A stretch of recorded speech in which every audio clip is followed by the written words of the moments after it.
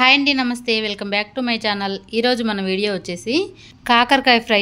ఈ కారపొడితో ఒక్కసారి అయితే ట్రై చేసి చూడండి. చాలా అంటే చాలా బాగుంటుంది. ఈ కరివేపాకు పొడి వేసుకొని కాకరకాయ ఫ్రై చేసుకున్నట్టయితే ఇది మనం రైస్లో ఇలాగే కలుపుకొని తినేసేయచ్చండి, అంత బాగుంటుంది. ఇప్పుడు ఎలా చేసుకోవాలనే చూద్దాము. నా వీడియో ఫస్ట్ టైం చూసేవారైతే ప్లీజ్ లైక్ చేయండి, సబ్స్క్రైబ్ చేసుకోండి.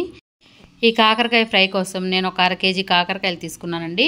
ఇలా పైన పొట్టు లైట్గా గీకేసుకోండి, మరి ఎక్కువ కాకుండా.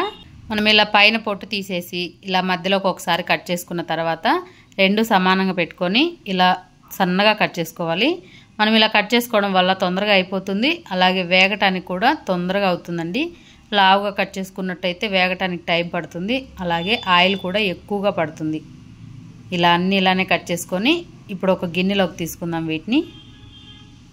ఇప్పుడు చూడండి, అన్నీ ఇలా కట్ చేసిన తర్వాత ఇప్పుడు దీంట్లోకి 1 స్పూన్ సాల్ట్ వేసుకోవాలి.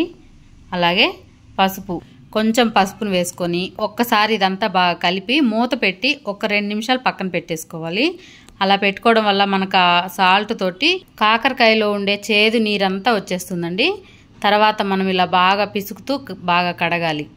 అప్పుడే మనకి కాకరకాయలో ఉండే చేదు నీరంతా వచ్చేస్తుంది. ఇప్పుడు చూడండి, మనం ఇలా సాల్ట్ వేసి పిసుకోవడం వల్ల చేదు నీరు వస్తుంది కదా. వీటిని ఒక 2-3 సార్లు శుభ్రంగా కడిగి ఇలా ప్లేట్లోకి తీసుకొని కొద్దిసేపు ఇలా ఆరబెట్టేసుకోవాలండి. మనకు నీళ్ళు లేకుండా ఫ్రై చేసుకోవాలి అనుకున్నప్పుడు ఇలా కొంచెం సేపు ఆరబెట్టి పక్కన పెట్టుకోవాలి. ఇవి ఆరేలోపు ఈలోపు మసాలాలు దంచుకుందాము. ఇప్పుడు కాకరకాయ ఫ్రైలోకి మసాలా ఏమేమి వేసుకొని ఫ్రై చేసుకోవాలో ఇప్పుడు చూద్దాము. ఇప్పుడు ఒక మిక్సీ జార్ తీసుకొని దాంట్లోకి 1 టేబుల్ స్పూన్ ధనియాలు వేసుకోవాలి. అలాగే ఒక 2 చిన్న ముక్కలు కొబ్బరి ముక్కలు వేసుకోండి.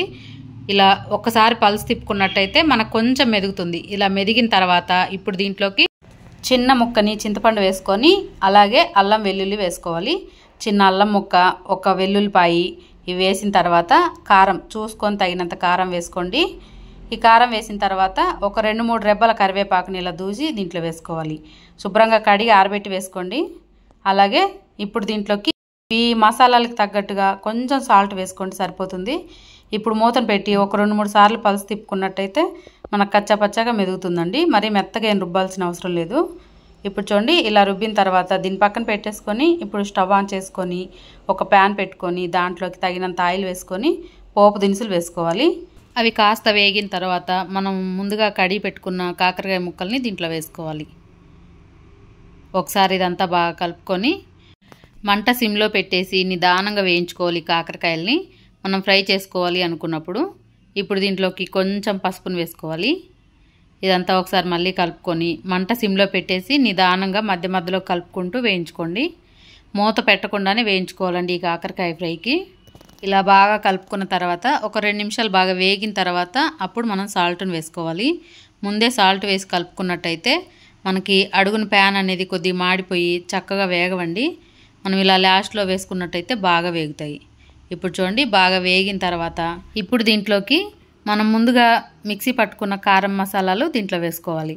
మనకి ఇలా బాగా వేగిన తర్వాత వేసుకోవాలండి. మరీ గలగల వేయించుకోకుండా కొంచెం లైట్గా పచ్చి ఉన్నప్పుడు ఇలా కారం వేసుకొని ఒకసారి ఇదంతా బాగా కలుపుకొని మంట సిమ్లో పెట్టేసి నిదానంగా మరొక 2 నిమిషాల పాటు బాగా వేయించుకోవాలి.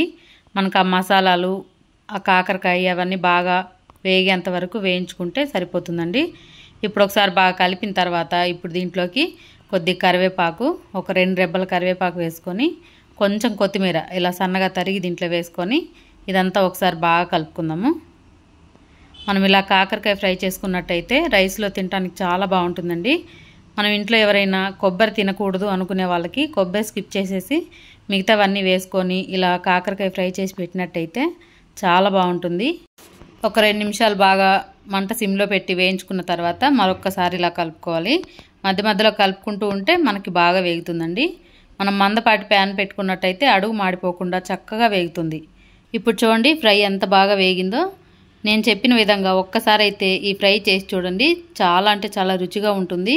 ఇలా కాకరకాయ ఫ్రై చేసినట్టయితే పక్కన ఏ కూర చారు లేకపోయినా కూడా అచ్చంగా ఈ ఫ్రై తోటే కడుపు నిండా తినేస్తారండి.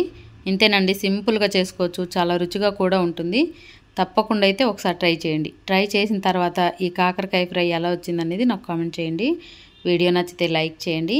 తెలిసిన వాళ్ళకి షేర్ చేసి లక్కీ హోమ్ ఫుడ్ ఛానల్ని సబ్స్క్రైబ్ చేసుకొని పక్కనే బెల్ బటన్ ఉంటుంది, క్లిక్ చేయండి. నేను ఎప్పుడు వీడియో పెట్టినా నోటిఫికేషన్ మీ దాకా వస్తుంది. Thank you.